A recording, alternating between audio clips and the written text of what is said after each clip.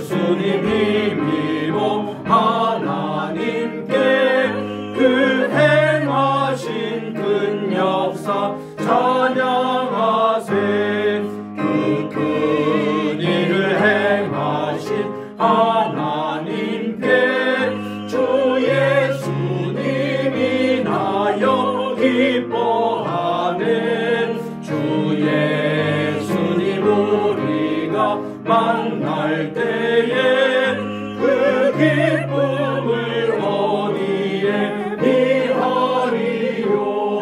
우리 주 높이세 귀한 말씀 듣고 우리 주 높이세 모두 기뻐하며 주 예수님 힘입어 하나님께 그 행하신 큰 역사 찬양하세.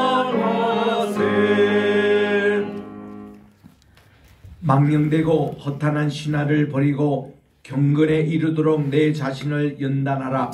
육체의 연단은 약간의 유익이 있으나 경건은 범사에 유익하니 금생과 내생의 약속이 있느니라. 미쁘다 이 말이여 모든 사람들이 받을만 하도다. 아멘. 만복의 근원이 되시며 만왕의 왕이 되시고 만주의 주가 되시는 존귀하신 하나님 아버지께 영광과 찬송과 존귀를 세세 영원 무궁토록 돌려드립니다. 거룩하고 복된 주일 주님 전에 나와 오늘도 하나님께 예배드리오니 하나님 이 시간에 성부 성자 성신 삼일신 하나님께서 이 자리에 강림해 주셔서 저희들의 예배를 받아주시고 한없는 은혜와 축복 내려주시옵기만을 예수님의 이름으로 기원드리옵나이다. 아멘. 주보에 있는 공동참회 기도 한 목소리로 주님께 드리겠습니다.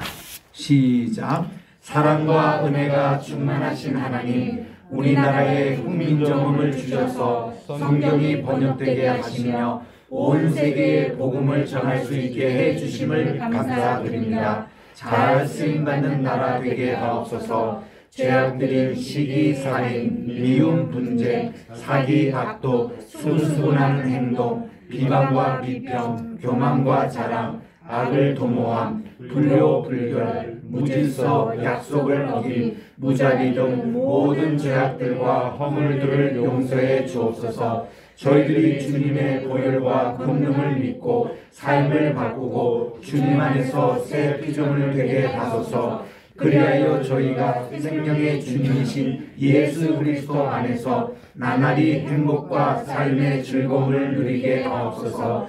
오늘 예배를 통해 의와 진실과 영으로 새롭게 되어 주님의 자녀로 태어나게 하옵소서. 다시 오실 예수님의 이름으로 기도드립니다. 아멘.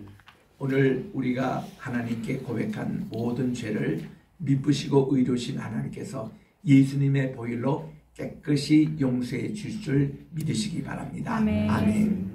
우리 교동문 제75번입니다.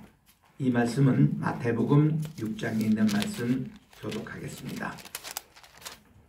거기서 우리 맨 마지막에 제가 읽을 때에 그런즉 너희는 먼저 하나님의 나라와 그의 의를 이렇게 읽겠습니다. 그게 원문에 있는 대로입니다. 그러므로 내가 너에게 이르노니 목숨을 위하여 무엇을 먹을까 무엇을 마실까 몸을 위하여 무엇을 입을까 염려하지 말라. 목숨이 음식보다 중하지 아니하며 몸이 의복보다 중하지 아니하냐. 공중의 새를 보라. 심지도 않고 거두지도 않고 창고에 모아 들이지도 아니하되 너희 하늘 아버지께서 기르시나니 너희는 이것들보다 귀하지 아니하냐. 너희 중에 누가 염려함으로 그 키를 한 자라도 더할 수 있겠느냐. 또 너희가 어찌 의복을 위하여 염려하느냐. 들의 백합화가 어떻게 자라는가 생각하여 보라. 수고도 아니하고 길쌈도 아니하느니라. 그러므로 염려하여 이르기를 무엇을 먹을까 무엇을 마실까 무엇을 입을까 하지 말라. 이는 다 이방인들이 구하는 것이라. 너희 하늘 아버지께서 이 모든 것이 너희에게 있어야 할 줄을 아시느니라. 그런즉 너희는 먼저 하나님의 나라와 그분의 의를 구하라. 그리하면 이 모든 것을 너희에게 더하시리라. 아멘. 4장 찬송입니다.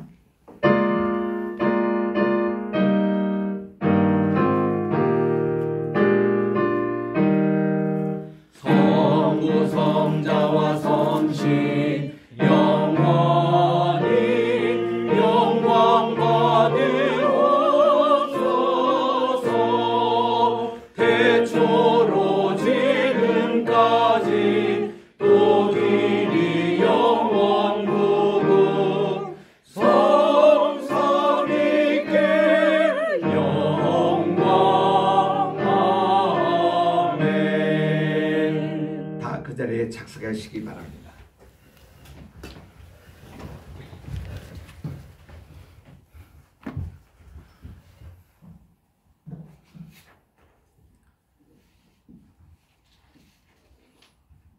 살아계신 하나님을 찬양합니다. 마지막 때에 내가 너에게 성령을 부어주리라고 말씀하신 하나님, 오늘 우리가 예수 그리스도를 믿는 믿음으로 하나님의 전에 순종하여 나아왔사오니 하나님께서 약속하신 성령의 기름 부으심이 오늘 이 자리에 충만히 있게 하여 주시옵소서. 여전히 저희는 죄악된 모습과 어리석음과 교만함과 미련함을 가지고 이 자리에 있음을 고백합니다. 주님의 보혈로 정결하게 씻어 주시옵소서. 오늘도 이 마지막 때에 참으로 중요한 시기에 하나님, 이 대한민국의 7대 영역이 어둠의 세력들에 의해서 잠식당하고 많은 사람들이 진리를 알지 못하고 방황하는 이 시기에 우리가 끼어 있을 수 있도록 하나님 오늘도 말씀하여 주시고 세우신 귀한 종을 통하여 하나님 역사하여 주시옵소서. 그리하실 하나님을 찬양합니다. 우리 구주 예수 그리스도 이름으로 기도하옵나이다. 아멘.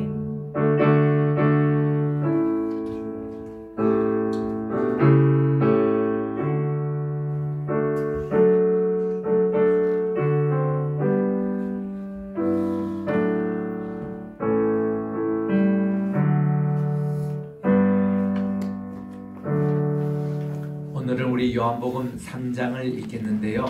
여러분들 펜을 준비하셔가지고 우리 잘 아는 3장 16절 있잖아요. 하나님이 세상을 이처럼 사랑하사, 거기에 뭐를 좀 보충해 주신가 하니 독생자를 주셨다 그랬는데 그 앞에 그분의 독생자입니다. 그분이라는 게 빠져 있어요. His only begotten Son, 영어로 그렇게 되어 있는데, 그리고 영생이란 단어 대신에 무궁한 생명으로 바꿔 읽으시기 바랍니다. 그 15절에는 영생이 되어 있고 16절에는 무궁한 생명으로 그렇게 되어 있습니다. 그래서 그거를 바꿔서 읽도록 하겠습니다. 제가 5절부터 15절까지 읽을 테니 16절 합독해 주시기 바랍니다. 예수께서 대답하시되 진실로 진실로 내게 이르노니 사람이 물과 성령으로 나지 아니하면 하나님의 나라에 들어갈 수 없느니라. 육으로 난 것은 육이요 영으로 난 것은 영이니 내가 네게 거듭나야 하겠다 하는 말을 놀랍게 여기지 말라. 바람이 임의로 불매 내가 그 소리는 들어도 어디서 와서 어디로 가는지 알지 못하나니 성령으로 난 사람도 다 그러하니라. 니고데모가 대답하여 이르되 어찌 그러한 일이 있을 수 있나이까? 예수께서 그에게 대답하여 이르시되 너는 이스라엘의 선생으로서 일한 것들을 알지 못하느냐? 진실로 진실로 내게 이르노니 우리는 아는 것을 말하고 본 것을 증언하노라. 그러나 너희가 우리의 증언을 받지 아니하는도다. 내가 땅의 일을 말하여도 너희가 믿지 아니하거든. 하물며 하늘의 일을 말하면 어떻게 믿겠느냐. 하늘에서 내려온 자 곧 인자 외에는 하늘에 올라간 자가 없느니라. 모세가 광야에서 뱀을 든 같이 인자도 들려야 하리니 이는 그를 믿는 자마다 영생을 얻게 하려 하심이라. 시작. 하나님이 세상을 이처럼 사랑하사 그분의 독생자를 주셨으니 이는 그를 믿는 자마다 멸망하지 않고 무궁한 생명을 얻게 하려 하심이라. 아멘. 기도하겠습니다. 나의 입술의 모든 말과 내 마음의 묵상이 주님께 연락되기를 원하네. 하나님 감사합니다. 오늘도 요한복음 3장에 있는 귀한 말씀, 오늘도 저희들이 경청하여 들을 때에 이 말씀에 저희 신비에 새기게 도와주시고 30배, 60배, 100배의 결실을 얻어 하나님의 자녀답게 승리하며 무궁한 생명을 얻는 복된 시간 되게 도와주시옵기만을 예수님의 이름으로 기도드립니다. 아멘. 할렐루야. 아멘. 오늘 이렇게 특별히 우리나라로서는 10월 9일 576주년을 맞이하는 한글날입니다. 여러분 아시죠? 본래 이 한글이라는 것은 1908년도 주시경 선생님이 그렇게 만든 용어고 우리 본래 말은 훈민정음입니다. 그래서 이 훈민정음이라고 발음해야 옳은 것입니다. 세종대왕이 1446년에 10월 달에 상달 때입니다. 이때에 훈민정음을 반포하시는데 자음이 28자, 모음이 10자 그렇게 반포하신 것입니다. 이 자음 28자인데 늑자가 일제가 이제 시작됐을 때 없애버렸어요. 일본이 없앤 것을 왜 지금도 그대로 우리가 사용하는지 모릅니다. 참 답답한 노릇이에요. 늑자가 빨리 해방되자마자 복귀가 돼야 되는데 아직도 복귀 안 되는 이유가 뭔지 나는 도저히 이해가 안 됩니다. 교육부에서 이거 빨리 복귀해서 28자. 우리 아시죠? 늑자 지금 쓰고 있지 않는 거. 이게 반시옷 이게 없어졌습니다. 또 여린 히읗이라고 요게 히읗에 꼭지 하나 없는 요 여린 히읗이 쓰지 않고 또 발음 나는 이것도 지금 없어지고 아래 한글할 때 점 이거 하나 늑자가 지금 우리는 쓰고 있지 않지 않습니까? 우리 자판에도 없습니다. 그런데 감사하게도요 제주도 가면은 이 늑자를 그대로 다 쓰고 있어요. 제주도는 일제가 없앤다 할지라도 그들은 없애지 않고 지금까지 쓰고 있습니다. 우리나라의 이 제주도는 참 독특한 나라입니다. 이게 본래 탐나 나라였어요. 탐나국이었습니다. 그래서 우리나라의 대륙에 있는 것이 이 제주도를 옛날에 해외로 취급할 정도입니다. 왜냐하면은 우리 1910년도에 그때 우리나라에 이 동노예, 하나노예가 됐던 것이 총회가 돼가지고 1912년에 이제 최초로 우리 그 당시는 조선 예수교 장로회 총회가 이제 시작이 됐습니다. 그때 우리 여러분들이 결의해가지고 선교사님들이 대부분 그때 지도자였고 평양신학교를 갓 졸업했던 목사님들 이게 다 노회원들이 되고 장로님들이 모여가지고 이렇게 결의를 냈습니다.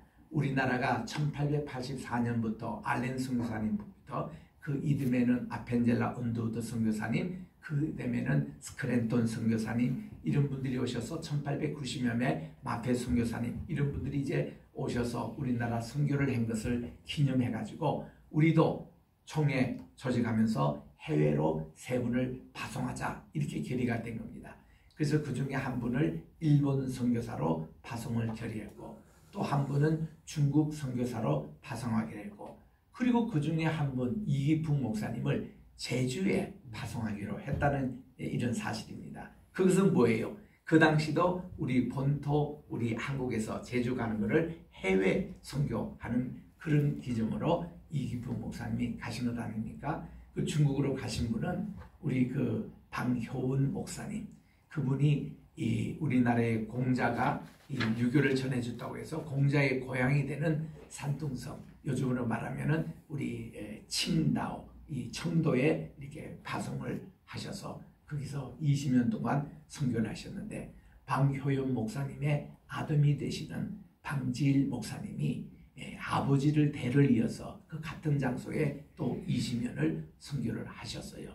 그래서 이 방지일 목사님은 우리나라의 참 독보적인 존재, 중국 선교의 아주 독보적인 존재입니다. 이게 왜냐면은 중국에서 그 당시 모택동이가 공산당을 1949년도에 창설하고 나서 장개석은 대만으로 이제 이사를 갔고 이제 모택동이가 이렇게 다스리고 있는데 모든 해외 선교사님들을 다 쫓아냈어요. 왜냐하면 거기는 3자 정책을 써가지고 자기 중국 중화 사상 이것을 중심으로 하기 때문에 다 쫓아냈는데 그때 제일 마지막 추방된 분이 방지일 목사님이에요.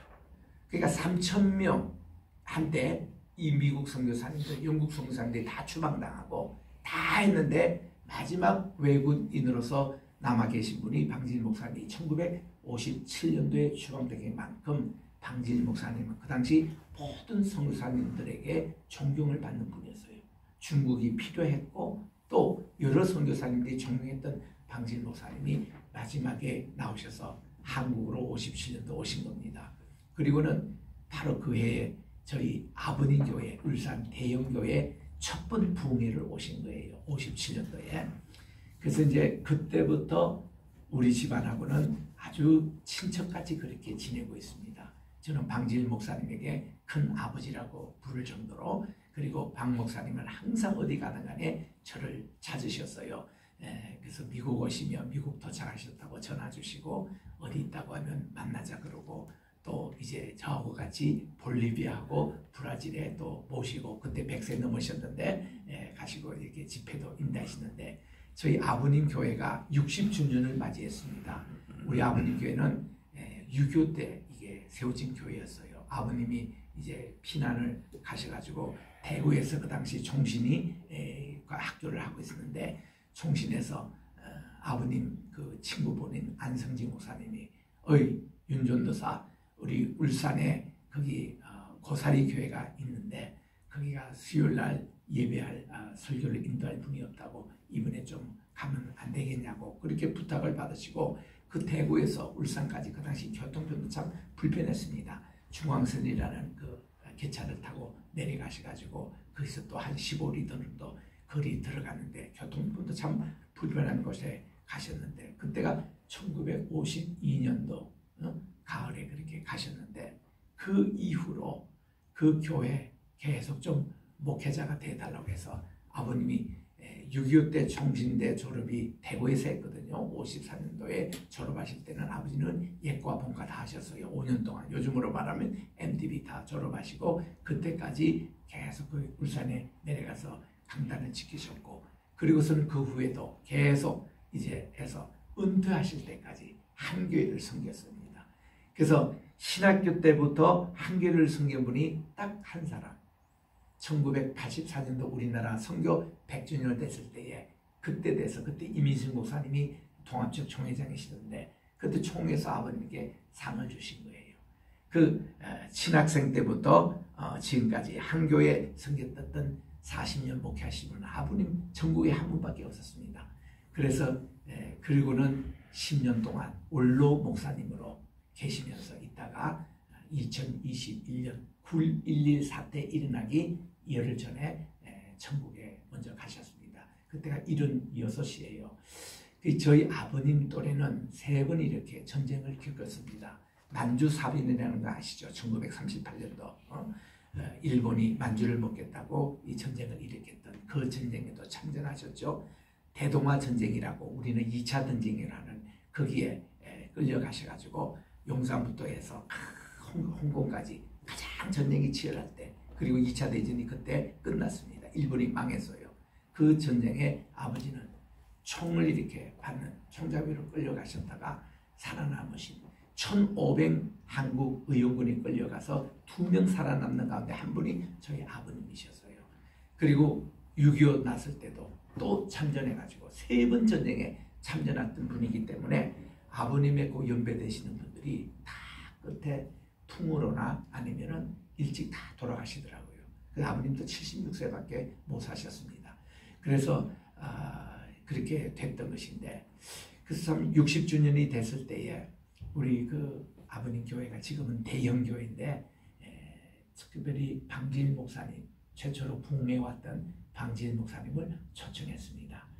그래서 제가 이제 모시고 내려갔는데, 목사님 이번에 무슨 말씀을 전해 주시겠습니까? 설교 제목하고 본문을 받아야 되니까. 제목은 떠나라. 그리고 설교 본문 말씀은 창세기 12장 1절부터 3절 말씀이라는 거예요. 제가 그 떠나라 그 설교를 어디서 들은 거 아니? 볼리비아 있을 때 그때 드렸거든. 그때 주일날 목사님이 설교하신 내용과 같은 내용입니다. 그것도 목사님 어떻게 이 말씀을 택하셨냐고 물었더니, 그 말씀이 내가 57년도에 그 당시는 울산 고사리 교회인데 그 교회에서 말씀 부흥회 전할 때에 그때 주제 말씀이었다. 자, 60년 전의 일을 다 기억하시면서 그 말씀을 하시는데 얼마나 그 자체가 감동이 되었던지. 그래서 또 설교도 길게도 안 하세요. 딱 가서 몇 분? 15분 설교하시면 됩니다 했더니 딱 14분 오고 설교하시고 하는데 얼마나 임팩이 강한지. 떠나라! 여러분들이 떠나라 그러면 아브라함이 과감하게 떠났듯이 아비와 인척, 친척 모든 거 떠나고 그 땅을 떠나고 하나님께서 주신 약속의 땅을 갖기 위해서는 우상의 모든 걸 떠나고 가라. 이 떠나라 이 메시지가 얼마나 강한지 그런 이제 이게 있습니다. 그래서 우리 이 조선 예수교 장로회 3명 해외 선교사 파송하는데 이 제주도가 탐나고 이렇게 외국으로 취급할 그런 정도입니다. 왜냐? 제주도에 가면요 역사 박물관이 있어요. 역사 박물관이 거기 보면은 제주도가 시작됐던 곳을 삼혈, 이게 3가지 구멍에서 나왔다고 해서 이 3가지 혈이 있는 그곳에 제주도의 그 이제 고시라든지 양시라든지 부시라든지 이분들의 첩분 이분들 이름이 그게 기록되고 거기서 나온 것을 이 삼성혈이라고 그러거든요. 거기 바로 뒤에 보면 역사 박물관이 있는데 거기 가보면은 탐나국의 그 역사가 나옵니다. 놀랍게도 탐나국이 언제 BC 2337년에 세워졌고 그거로부터 4년 후에 고조선이 설립됐던 욕단 할아버지가 이제 여기 와서 우리나라 당군 이제 그분이 왕건이 된 거죠. 그 세웠던 그 나라 역사가 그게 기록되어 있습니다. 그러니까 이거를 일본 사람들이 자꾸 자기들이 BC 600년에 일왕이 그때 탄생됐다고 해서 그 전에 역사, 우리 한국 역사 이거 다 신화라고 이 만들었던 것이 이게 식민사관입니다. 그래서 아직도 우리 대한민국 국민들이요 한국이 그 당군에 대한 것을 신화라고 믿는 분들이 아직도 있어요. 한국에. 이거는 일본 사람이 만든 식민사관에 아직도 그게 잠재되어 있습니다. 여러분 그거 빨리 버리세요. 신화가 아니고 실화입니다. 이게 딱 그 탐나국에서 발견됐던 이거를 내버리면 꼼짝을 못해요. 그 4년 후에 고조선이 세워졌던 것이 그 탐나국에 나옵니다. 그래서 이 탐나국에 가면 굉장히 자존심이 강해요. 그러니까 이분들은요 일제 강점기 때도 이분들은 자기들은 조선이라고 지켰던 나라가 탐나국이고 하와이입니다. 해외. 일제 강점을 인정하지 않았어요. 그러니까 일본 사람들이 이거 없애라 하는 4글자를 절대 안 쓰고 지금까지 쓰고 있습니다. 없이어라든지 그분들의 그 속에는 우리 반시오 그대로 쓰잖아요. 아래한 걸 그대로 쓰잖아요. 그래서 오늘 우리 한글날 맞이하면요 모든 언론기관 이런 분들이 다 제주도 내려갑니다. 이유는 뭘까요? 4글자를 그대로 가진 언어를 쓰기 때문에 그걸 가지고 오늘 웅변대를 해요. 또 그걸 가지고 글짓기도 해야 합니다. 천국에서. 그 4글자를 그대로 했던 것을 지금도 제주 가서 하거든요. 얼마나 고마워요. 그 글자를 우리가 다시 회복해야 됩니다. 일본 사람들이 가라카나 히나카나가 한글보다 우위하다고 없앤 것이 4개 글자인데 그거 하면은 하라카나 히라카나보다도 더 많은 글자를 우리가 소리를 다 적을 수 있는 이런 글자예요. 그래서 이 4글자가 좀 다시 보험되기를 원한다. 우리 한글이 얼마나 우수한지요. 이거를 가지고 중국 글자하고 자꾸 그 당시는 중화 사상이 있어가지고 중국 글이 이래 낫다고 해서 한글을 언문이라 그랬습니다. 반절이라 그랬어요.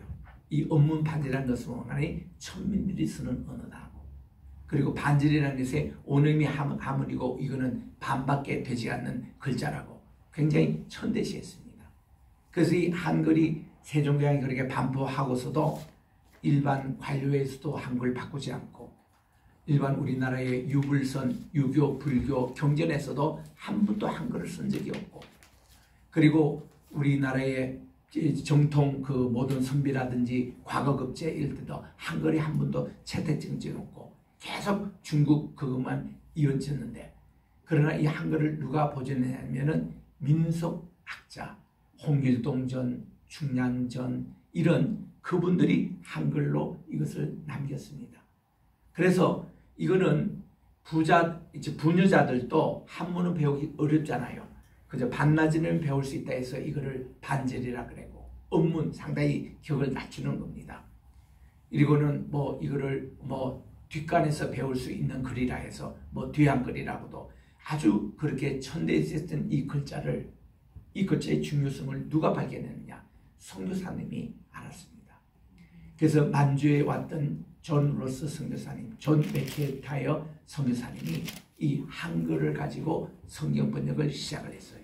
그분들이 한글이 약하니까 우리나라에 그 당시 왔다 갔다 했던 상인들인 백홍준이라든지 서상윤이라든지 이런 이용찬이라든지 이런 분들을 도움을 받아가지고 그들이 척분으로 번역한 책이 바로 누가복음, 요한복음 이것이 번역이 된 거예요.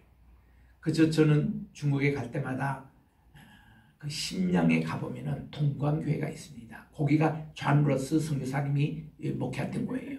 이분은요 자기 학교 스코틀랜드 신학교 선배가 되는 그 토마스 선교사님이 1860년에 우리나라의 성경책을 나눠두다가 칼 맞고 죽었던 곳이 대동강 아닙니까?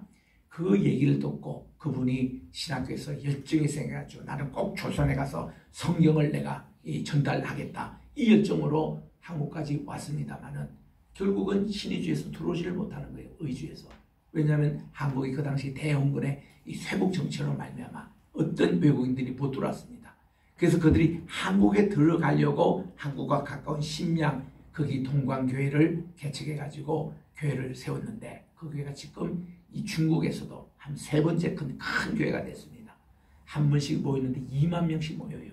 얼마나 교인들이 많이 오길래 본당 4,000명밖에 못 들어가니까 마당에 이렇게 해서 맷부 예배를 드리고 지금도 여 목사님이 목회를 하는 교회인데 코로나 때도 그렇게 열심히 모여요. 이 동광교회 가보면은 한국교회 뿌리가 나옵니다.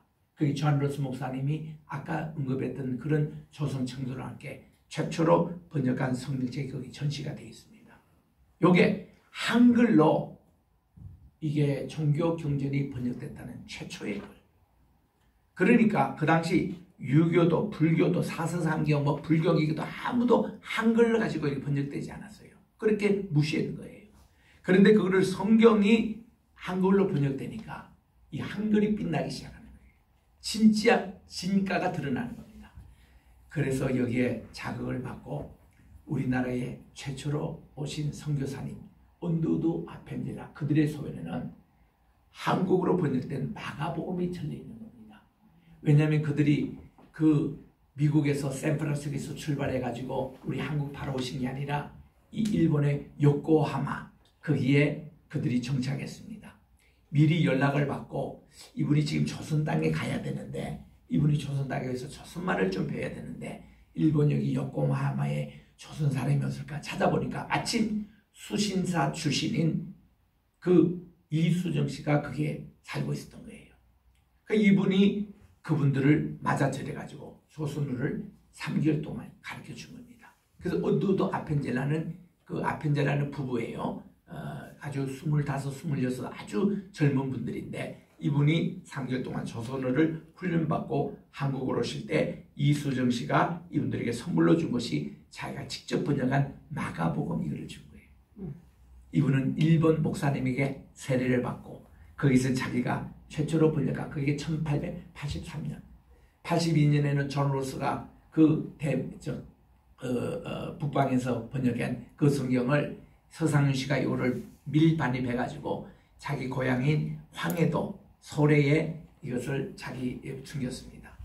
이 소래가 우리는 설레라고 이렇게 발음하는데 한문으로 쓰면은 소나무 송자에 이제 내 안내자입니다. 설레입니다. 이거를 설레라고 황해도 사람은 발음해요. 그 출신이 우리나라에 지금도 살아계시는 은중관 목사님, 민경배 교수님, 이분들이 그 설레 출신들입니다. 거기가 한국 최초의 교회입니다. 선교사님이 들어오시기 전에 성경부터 들어와서 여기서부터 이 성경을 전국에 반포를 했는데 어떻게 반포했느냐니 보부상이라는 것은 그 당시에 여러 가지 의료 기구를 들고 이렇게 보따리를 이렇게 해서 지고 다녔던 곳인데 그 밑에 성경 쪽부분이 있었던 거예요. 이분들 통해서 전국에 반포가 되기 시작한 것이 설레교회. 그래서 그 교회가 너무 유명해서 오늘날 양지 캠퍼스 가보시면 종신이 있는데 거기에 이 설레교회 모습을 그대로 복원해서 거기 전시해 놨습니다. 한번 꼭 가보시기 바랍니다. 너무 좋아요. 기억자 교회. 이게 서상윤. 그래서 그분이 한국의 남한 땅에 내려오셔서 처음 개척한 곳이 우리 언두도와 함께 개척한 교회입니다. 그게 오늘날 한국의 세문안교회입니다. 그 세문안교회 역사가 그렇게 되는 거예요. 우리 한국의 최초 교회 설레 세우고 그래서 남한에 와서 이렇게 세웠던 것이 바로 세문안교회. 이런 역사가 있는데 이런 한국에는 선교사님보다 성경이 먼저 들어왔기 때문에 한국에 오신 선교사님들이 다 이렇게 한국말로 이 성경 훈민정음으로 성경을 번역하기 시작했습니다.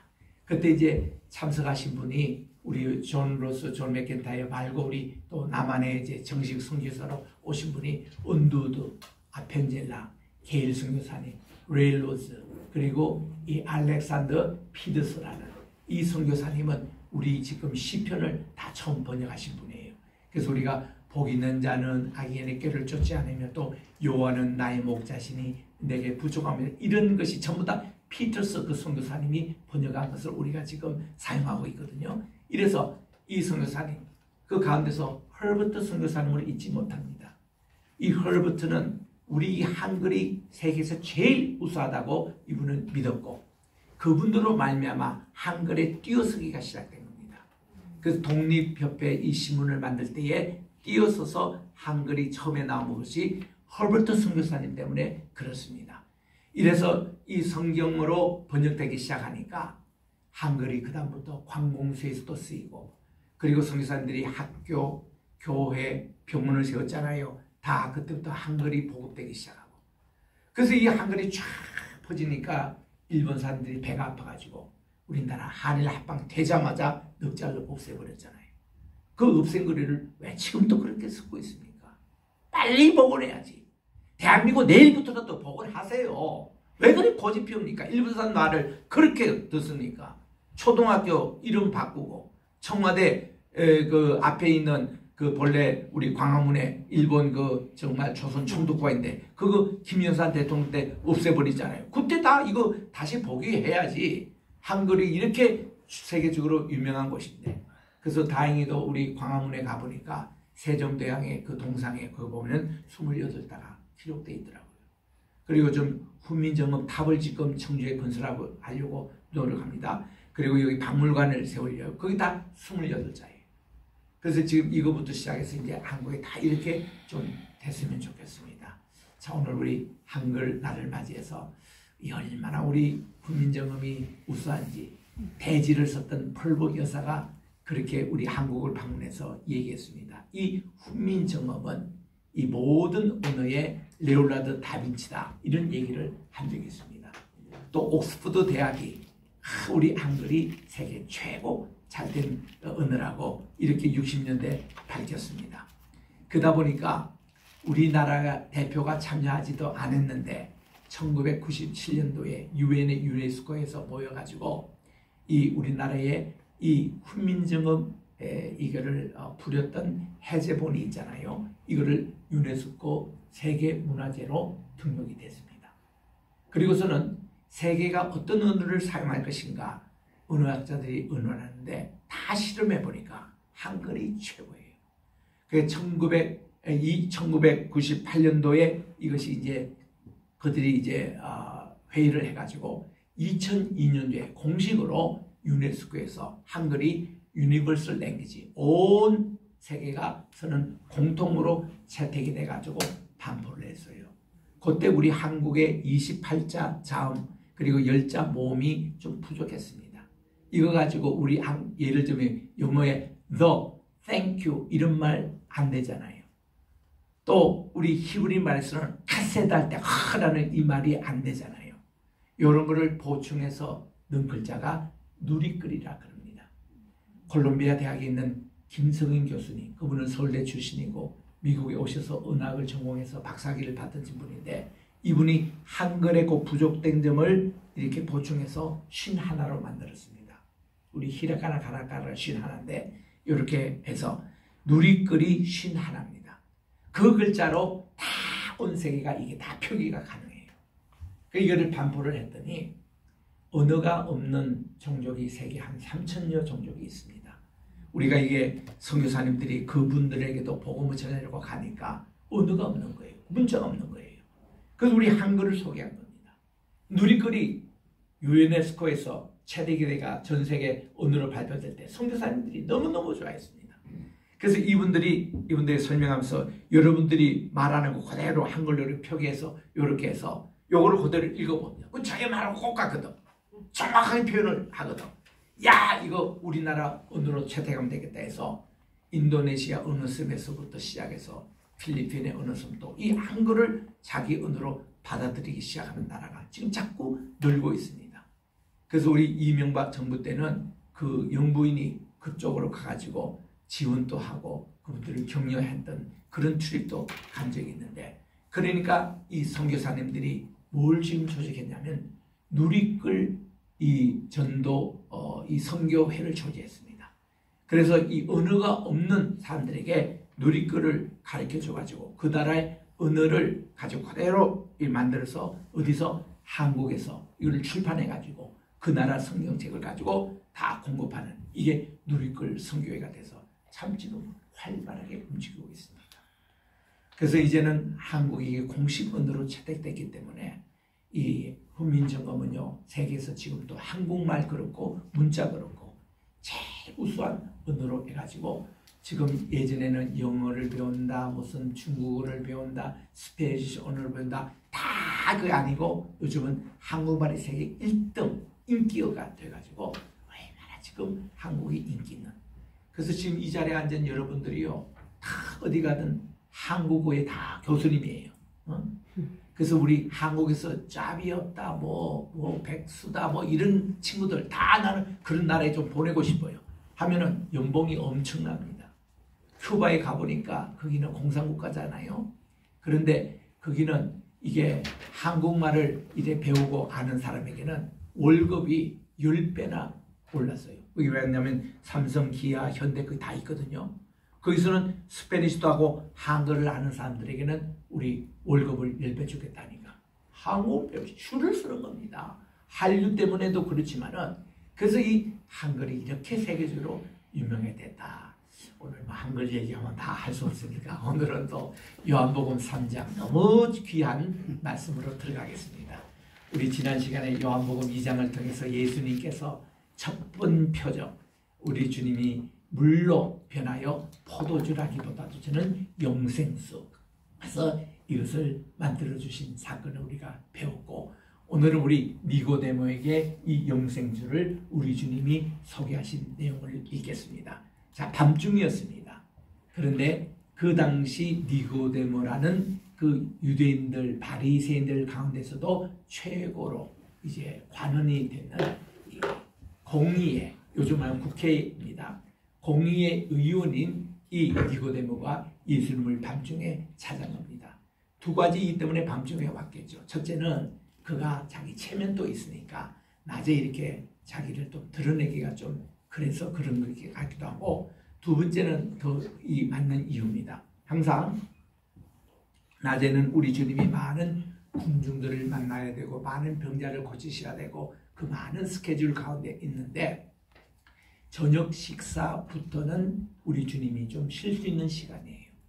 그리고 랍비와 제자들이 모여서 저녁 식사하는 것을 이들이 키두시라 그랬습니다. 우리 따라할까요? 키두시. 키두시라는 뜻은 뭔가니 카도시라는 거룩에서 나오는 말인데 키두시는 이 랍비와 제자들 가운데서 식사하는 거룩한 식사입니다. 이거 하면서 질문과 답변을 하는 그 시간을 키두시라 그랬습니다.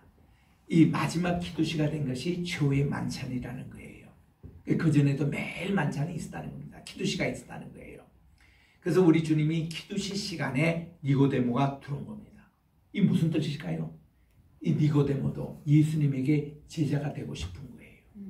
그래서 제자와 랍비만의 그 시간에 찾아왔다는 것입니다. 그래서 대뜸 예수님께 하신 말씀이 뭔가니 하나님으로부터 보낸 사람인 것을 저는 믿습니다. 하나님이 함께 하지 않으시면은 선생님이 하는 어떤 기적이라도 베풀지 못합니다 하고 이제 일반적인 얘기를 하고 있는 겁니다. 근데 예수님은 뭐 그거는 다 상식적인 얘기고 그 바리새인 사람들도 그 중에는 또 이렇게 믿고 하는 사람이 있나 보다 그렇게 이제 지나갈 수 있는데 우리 주님이 그렇게 얘기한 니고데모에게 첫마디 하신 거지 사람이 거듭나지 않으면 하나님 나라를 볼 수 없다라고 그렇게 말합니다. 거듭난다는 말로 이렇게 한 겁니다. 여러분 거듭난다는 건 뭐니? born again이에요. 다시 태어난다는 겁니다. 그러니까 이거를 툭 던질 때에 이해할 수 있는 사람이 그 당시 얼마나 될까요? 그리고는 하나님 나라를 볼 수 있고 없고 그 차이입니다. 5절에는 하나님 나라에 들어가는 거거든요. 우리는 보는 차원에서 들어가는 차원까지 가야 되는데 그렇게 얘기를 하니까 니고데모가 우리 주님께 그렇게 이제 대답을 4절에 그렇게 하고 있습니다. 아니 사람이 늙으면 어떻게 다시 날 수 있습니까? 두 번째 모태로 들어가야 합니까? 말귀를 못 알아듣는 거예요. 이런 것이 솔직히 니고데모가 솔직하게 지금 표현한 겁니다. 자기가 이해가 되지 않는 거예요. 다시 태어난다는 게 무슨 말이냐고 그런 뜻입니다. 그때 우리 주님이 한 수 뜻하시는 말씀이에요. 대답하시기를 진실로 진실로 내게 이르노니 사람이 물과 성령으로 나지 아니하면은 하나님 나라에 들어갈 수가 없다. 아까는 하나님 나라를 보는 단계인데 거듭난다는 게. 근데 그 다음은 구체적으로 물과 성령으로 거듭나야 하나님 나라에 들어갈 수 있다고 우리 주님이 그렇게 말씀을 하시는 겁니다. 그리고는 보충해서 이렇게 말씀하셨어요. 육으로 난 것은 육이고 성령으로 난 것은 영이니 내가 내게 거듭나야 하겠다는 말을 이상히 여기지 말라 하고 바람에 이것을 비유하는 겁니다. 바람이 임의로 부는데 내가 그 소리는 듣지만 어디서부터 어디로 가는지 알지 못하나니 성령으로 난 사람은 다 이러하니라 그렇게 말씀합니다. 저는 요한복음 3장 8절이 참 유명하다라는 걸 언제 느끼냐면 한 번은 저희 아버님이 저를 통도사에 데려가신 거예요. 아버님은 이제 한국 신학을 하신 분이기 때문에 무금신학을 우리 첫째로 제창하신 분이기 때문에 이 타종교하고도 알아야 된다는 겁니다.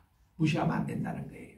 그래서 저를 데리고 이제 통도사에 갔는데 그 당시 경봉섬이라는 분이 주지스님입니다. 그분 가서 이제 몇 마디 대화를 하는데 이분이 자기는 매일 요한복음 3장 8절 말씀을 암기하고 이걸 가지고 목닥치고 선을 한다는 거예요. 우리 깜짝 놀래가지고 왜 그러냐 했더니 도대체 이 선이라는 것을 불경에서도 정확하게 정리를 안 해주는데 이 3장 8절 이것만큼 선에 대해서 정확하게 표현하는 것은 요 말씀뿐이라는 거예요. 거기 우리 한번 놀랬고 그래서 이분만 그럴 줄 알았더니 경북 대구에 가면은 거기에 동화사라는 절이 있습니다. 거기도 가니까 주지방에 똑똑똑 하는데 성경이 펴지는데 딱 보니까 요한복음 3장 8절에 밑줄 커놓고 그거예요. 거기서 물어봤습니다. 이 말씀을 좋아하느냐 했더니 자기는 성경 이거 요한복음 3장을 매일 읽는데요. 야 스님들 거기 주지 스님들까지 요한복음 3장 이게 참 유명한 책이구나. 난 거기서 이제 아주 어릴 때부터 그걸 알았거든요. 막연히 그렇게 알았습니다. 그런데 신학을 전공하고 원문을 보고 하니까 야 진짜 이 말씀이 기가 막힌 책이에요. 오늘 여러분 제 설교 듣고는요 여러분 많이 생각이 이제 틀릴 겁니다. 기대하십시오. 오늘 그 말씀을 제가 전하는데 자 이게 어떻게 된 거 아니 이게 지금 아까 물과 성령으로 거듭나야 그 우리 하나님 나라에 들어갈 수 있다는 말과 이제 이게 바람의 역사 이거하고 매치가 되는 말씀이에요. 왜냐하면은 이 성경에서 영이라는 이 말을 푸뉴마라 그러는데 히브리 말에는 루아흐입니다. 루아흐 뜻이 뭔가니 바람, 숨결, 호흡 이런 것이 같이 포함된 영이에요. 바람하면은 영이에요. 우리 성령께서 처음에 예루살렘 교회 역사하실 때 우리 이미 배웠잖아요. 바람같이 강한 역사가 일어나고 불의 혀같이 갈라지는 것이 사람들이 머리 위에 있더라. 이 불, 바람, 이 역사 이것이 다 성령, 푸뉴마, 루아흐 그 말과 연결되는 말입니다. 그럼 이 말의 기원이 어디냐면 창세기 1장 2절에 나오는 거예요. 거기 보니까 땅은 혼돈하고 공허하고 흑암이 깊음 위에 있으나 그 있으니라고 번역하면 안 되고 있으나라고 번역해야 됩니다. 우리 성경에 대부분 나라고 하는데 아니 있으니라고 하는데 아니에요. 나예요. 그 다음부터는 완전 반대 경우입니다. 그러나 하나님의 신은 수면 위에 운행하시니라. 이걸 다시 가면은 하나님의 영이 물 위에서 운행하시더라. 이런 나옵니다. 운행하시라는 이 말이 뭔가니 뭐라 하겠더라는 히브리 단어인데 이거를 영어에서는 moves on이라고 이렇게 번역했습니다. 그 위에 움직인다로 이렇게 표현합니다. 그 표현이 다 되지가 않아요. 그 뭐라 하겠다라는 그 말 자체가 무슨 뜻인 거 아니? 우리 이제 예를 들면 삼태극에 보면 가운데 중심으로 세 개가 탁 오늘 그리고 있습니다. 모든 운동의 시작이 점에서 딱 시작해가지고 태극의 원리로 무궁선의 원리로 쫙 해서 이렇게 생명이 시작이 됩니다. 우리 사람도 그렇습니다. 사람이 딱 아기가 정자와 난자가 딱 합칠 때 그때 생긴 것이 뭉선으로 그리고 있어요. 이게 이제 원심 동심형으로. 그리고 우리가 물에 딱 돌을 던졌을 때 동심으로 쫙 퍼지잖아요. 이게 생명의 원리예요. 모든 프로펠러 이 비행기도 보면 엔진이 왱 돌아갈 때 보면 점에서 딱 여기 자극하면 이게 횡 돌아가서 바람개비가 그런 원리고 또 바람이 나는 것도 그렇고 물결이 돌아가는 또 전부 다 뭉산의 원리고 이걸 씁니다. 이게 딱 멈추면은 사람이 죽는데 병원에 가보세요. 사람이 사망 운명할 때 보면 이것이 운명할 때 이렇게 역으로 이렇게 가다가 중간에 딱 멈춥니다. 사람이 생명 시작될 때도 여기서 쫙 시작이 되고 멈출 때도 이게 역방향으로 가서 딱 한 점에 딱 멈는 것이 사람의 죽음이에요. 이게 뭔가는 하나님의 영은 수면 위에 운행하시다. 하나님의 그 바람의 역사입니다. 이것이 물 위에 이게 물과 성령으로 거듭난다는 것은 이겁니다. 바로. 이거 원리를 모르면 어떻게 천지 창조가 시작되고 어떻게 생명이 시작했는지 아무도 모릅니다. 지금 세계가 돌아가고 이 우주가 돌아가고 있는데 이 모든 우주선이 뭉선으로 다 그리고 돌아가요. 자전과 공전이 그렇게 돌아가고 있습니다. 그리고 별이 하나 생성되고 죽는 것도 이 뭉선의 원리로 갑니다. 그래서 일제강점기 때에 전국에 일본 사람들이 퀴즈를 냈어요. 이 사람들은 에너지입니다. 에너지. 석유 한 방울 나오지 않죠. 그리고 저들은 세계를 지배해야 되는데 기름이 없잖아요. 그러니까 어떻게 하면 자연적으로 생산되는 이 에너지 이거 개발하는 사람에게는 큰 상금을 주겠다. 그때 1등한 분이 우리 한국 청년이었습니다. 그분의 이름도 아는데 세계 3대 천재 가운데 한 분입니다. 그 당시에. 이분이 무슨 원리를 하냐면 이 무궁선의 원리로 이거를 에너지 이거를 개발했습니다. 모든 기름방울 하나 안 들이고 바람의 원리 가지고 딱 하나만 작업하면 이게 왱 돌아가게끔 에너지를 낸다는 것을 냈더니 1등이 된 거예요. 그 일본에서요 에너지 개발 그걸로 지금까지 세계적으로 지금 탑 레벨로 올라가고 있잖아요. 이걸로 가지고 에너지를 이제 생산을 배웠으니까 오히려 우리 조선 사람들은 거기에 대해서 별로 관심이 없습니다. 오히려 그러니까 우리가 그 원리 무궁신학의 원리를 보고 창세기 1장 2절에 읽을 때에 하나님의 신이 물 위에 있다. 예수님이 지금 말씀드린 게 요거 말씀이에요. 물과 성령으로 거듭난다는 것이 창세기 1장 2절에 보라 이거야. 어떻게 하나님이 말씀하시니까 빛이 생기고 어떻게 말씀하시니까 불장의 위험과 아랫물이 생기고 이런 생명의 원리가 어디서 나오는가 하니 물과 성령으로 하나님의 성신, 바람의 역사가 물 위에 운행하시더라. 그 원리가 회복이 되면은 너가 대대로 하나님 나라에 들어갈 수 있다는 거예요. 구원을 얻을 수 있다는 거예요. 근데 이게 사람이 하나님이 따먹지 말라는 것을 불순종함으로 하나님의 영이 떠나버리고 말았습니다. 그러니 우리들은 하나님의 영의 수면에 운행하는 힘을 잃은 거예요. 그거를 회복하면은 동력이 생겨가지고 이렇게 나가는데 이렇게 되면은 이 무궁의 원리에서 가져가면 이 생명이 절대로 멈추지 않습니다. 무궁이 가요. 무궁이. 그래서 아까 우리 영생이라는 말보다 무궁한 생명으로 이렇게 옮기는 게 좋다. 그 킹제임스 바이블에서는 Eternal Life와 Everlasting Life, 이게 무궁한 생명이 구별되어 있습니다. 이 ever이라는 말, 영어에서 이 ever이라는 단어가 몇 개 쓰입니다. 우리가 상록수 할 때에 보면 evergreen이라고 합니다. evergreen. 그러니까 푸른색이 계속 나가는 거 ever. 그렇죠? 그리고 무궁화라고 할 때에 영어적으로 표현하면 ever flowing. 계속 이렇게 흐른다. 물이 흐른다. 이럴 때 ever flowing flower가 무궁화입니다. ever. 그리고 forever. 이거는 영원 무궁토록 할 때 무궁이에요. 그리고 또한 지금 나온 대로 everlasting. everlasting. 계속 지속되는 거. 끝이지 않고. 이게 무궁 생명이에요. 이게 무궁 생명이에요.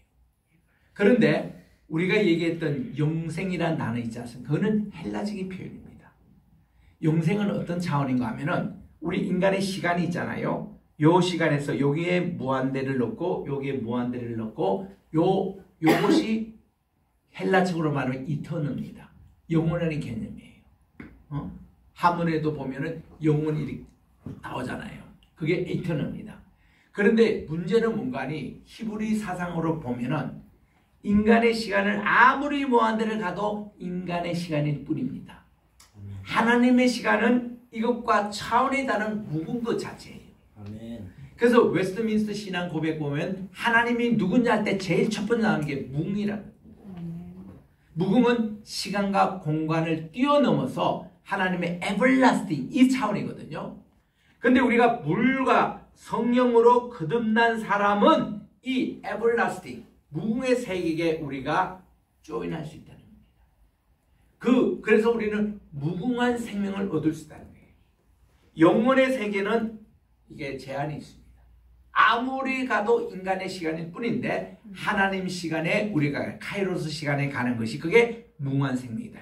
우리 따라합시다. 무궁한 생명. 무궁한 생명. 이게 everlasting life예요. 그러니까 하나님이 세상을 이처럼 사랑하사 그분의 독생자를 우리에게 주셨으니 누구든지 그분을 믿기만 하면 이 멸망치 않고 이 무궁한 생명을 얻겠다. 이가 하고 영생을 얻겠다. 차원이 틀리는 얘기예요. 그런 걸 맨날 지금까지 우리는 영생했다고요. 아니에요. 우리는 무궁한 생명에 가는 거예요. 이런 말입니다. 그러면 이런 가는 모습을 바람에 비교하시는데 바람의 세 가지 특징. 내가 그분 경복스님에게 직접 들은 얘기입니다.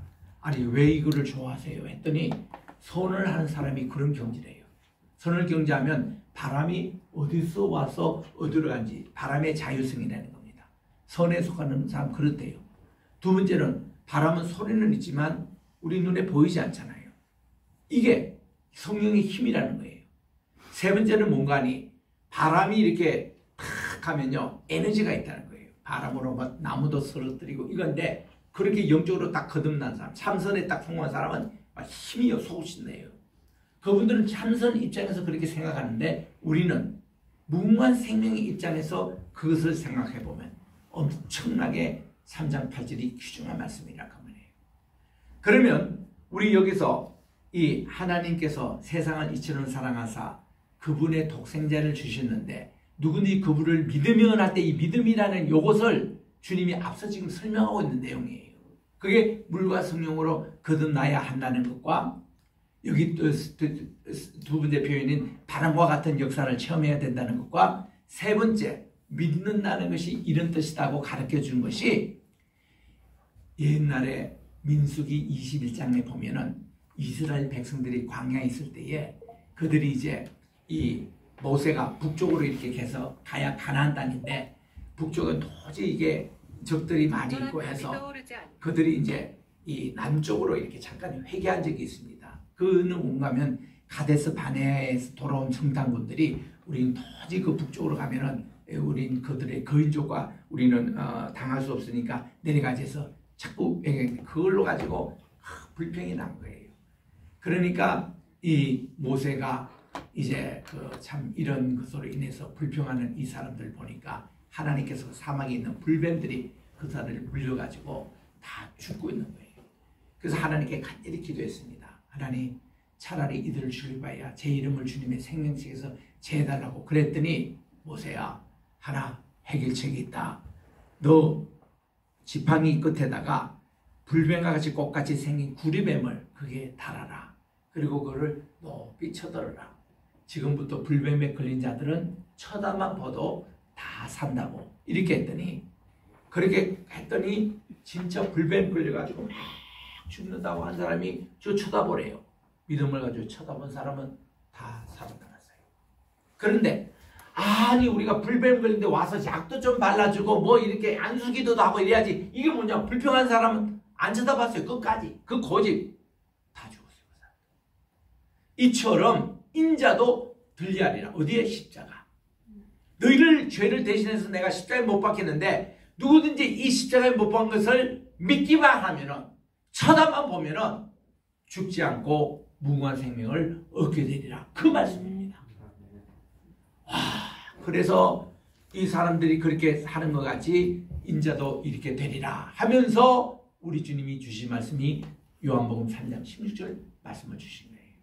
이 말씀이 너무 귀하기 때문에 이제 그 17절 말씀도 이 말씀을 연결해 가지고 주님이 이렇게 말씀을 합니다. 17절에 보니 하나님께서 그 아드님을 세상에 보내신 것은 세상을 심판하려 함이니라.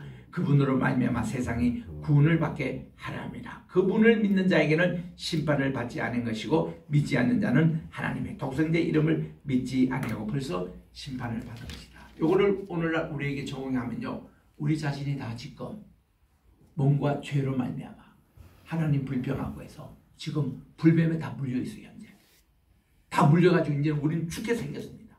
영생도 못 가고 무궁한 생명도 못 받고 이제 죽게 생겼습니다. 그런데 우리 주님이 십자가에 달리신 것을 쳐다만 보면 우리 주님이 다 살려주신대요. 여러분, 이게 쉽습니까? 어렵습니까?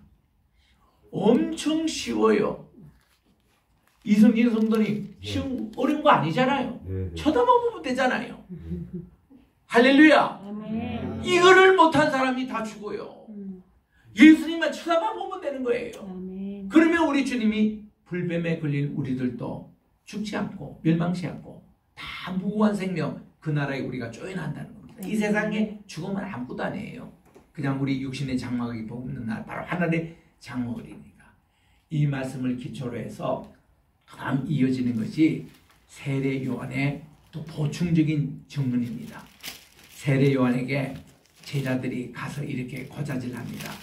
아니, 요즘날 당신이 세례를 주었던 그 예수님이라는 그분이 지금 많은 사람들이 그게 세례를 준다고 해서 사람들이 거기 다 몰려가는데 선생님 어떻게 생각합니까? 그때에 이 요한이 대답하기를 27절입니다. 만일 하나님께서 주시지 않으면 사람이 아무것도 받을 수 없는데 나의 말한 바 나는 그리스도가 아니요 나는 그분의 이렇게 증거로 미리 보냄을 받은 사람에게 불과한데, 신부를 취하는 자는 신랑이나 서서 신랑의 음성을 듣는 친구가 크게 기뻐하나니 나는 그런 기쁨에 충만하다. 그래서 그분이 진짜니까 그분에게 세례받고 하는 거, 그분에게 나가는 거, 내 제자가 여러분들에게 가는 거 나는 당연하다고 생각한다고 세례요한이 좋게 또 증언을 하네요. 그러면서 그분이 30절에 이런 얘기합니다. 그분 예수님은 흥하여야 하지만 나는 이제 점점 역사의 후퇴를 하는 쇠하여야 하리라. 그리고 31절에 위로부터 오시는 분은 만물 위에 계시고 땅에서 나니는 이 땅에 속하여 땅에 속한 것을 말해요. 여기서 위로부터 오신 분은 예수님을 말하는 것이고 땅에 속한 나는 자기와 같은 사람이라는 겁니다. 그래서 하늘로부터 오시는 분은 만물에 계신다. 그분은 그 보고 들은 것을 증가돼 그분의 증거를 받는 이가 안타깝게도 이 세상에 많지 않다는 거예요. 왜냐하면 땅에 속해 있기 때문에 이제는 그분의 증언을 들으라는 겁니다. 34절에 하나님의 보내신 분은 하나님의 말씀을 하나니 이는 하나님이 성령을 한량없이 주심이라. 아버지께서 아들을 사랑하사 만물을 다 손에 주셨으니 그분의 아들을 믿는 자는 여기도 무궁한 생명이에요. 영생이 아닙니다. 에버라스팅 라이프로 나와요. 그리고 아들을 순종치 않는 자는 생명을 보지 못하고 도리어 하나님의 진노가 그 위에 머물러 있느라고 보충 설명을 해주는 게 세례요한의 증언이었습니다. 여러분 오늘 우리 주제의 말씀 For God so loved the world that He gave His only begotten Son whosoever believes in Him should not perish but have everlasting life.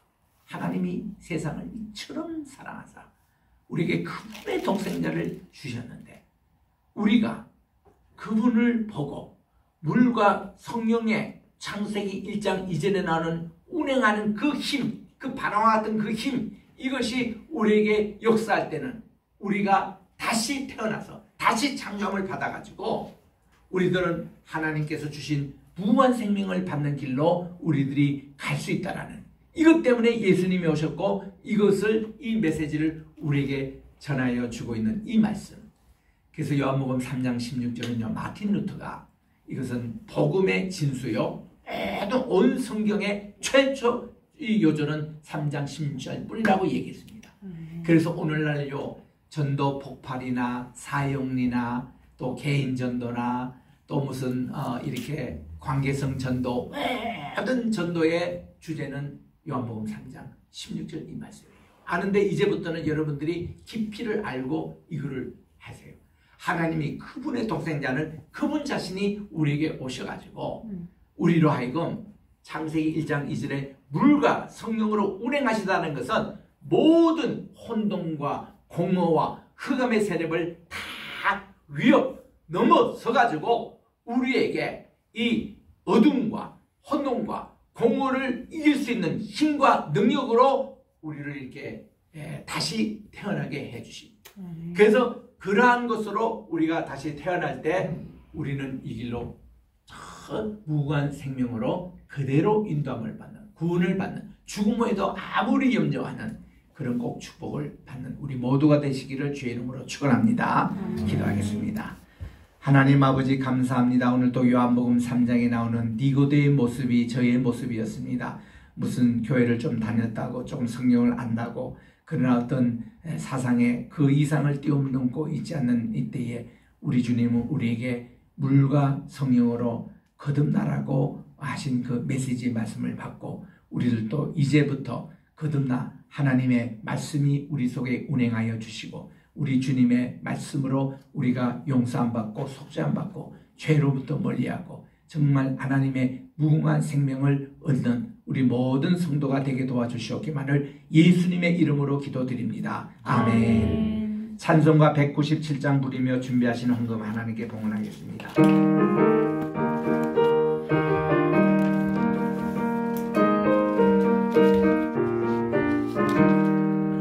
은혜가 풍성함 하나님 곧 믿는 자 한 사람 한 사람 어제도 오늘도 언제든지 병참게 보호해 주시네. 주여 성신의 은사들을 오늘도 내려 주소서. 성전의 뜨거운 불길로서 오늘도 충만케 하소서. 능력과 죄악의 모든 마음을 성전의 불길로 태우사. 아멘. 정결케 하소서. 태우소서. 깨끗게 하여 주옵소서. 주여 성령의 은사들은 오늘도 내려 주소서. 성신의 뜨거운 불길로서 오늘도 충만케 하소서. 하늘로 돌아가신 어린 양 우리 주 예수님, 그 속에 은혜를 내리시사 오늘도 구원해 주소서. 주여 성신의 은사들을 오늘도 내리어 주소서. 성신의 뜨거운 불길로서 오늘도 충만케 하소서. 주님의 기쁘신 은혜만을 세상에 널리 전하리라. 하늘의 능력과 권세로서 오늘도 입혀주옵소서. 주여 성신의 은사들은 오늘도 내리어 주소서. 성신의 뜨거운 불길로서 오늘도 충만케 하소서. 아멘.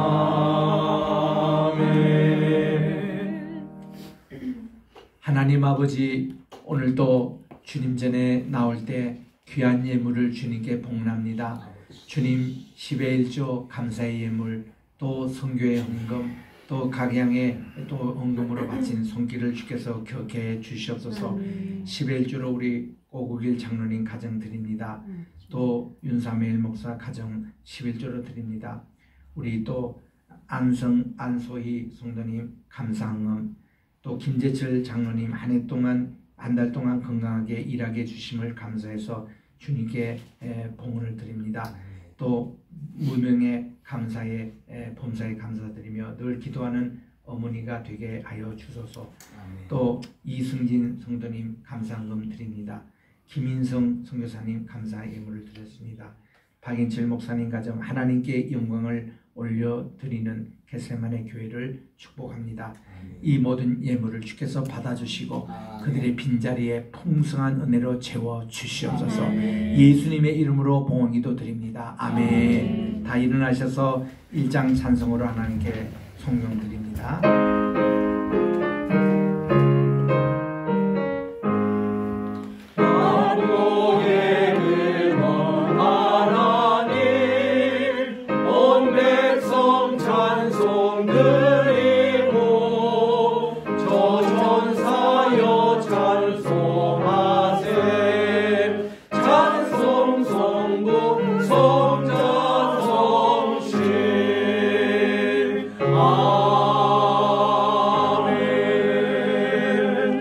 이제는 우리 주 예수 그리스도의 은혜와 하나님 아버지의 무궁하신 사랑하심과 보혜사 성신님의 감화감동교통 충만하신 역사가 오늘도 예배를 드리고 물과 성령으로 거듭나 하나님의 무궁한 생명을 받기로 작정된 모든 분들에게 이제로부터 영원토록 함께 계실지어다. 아멘.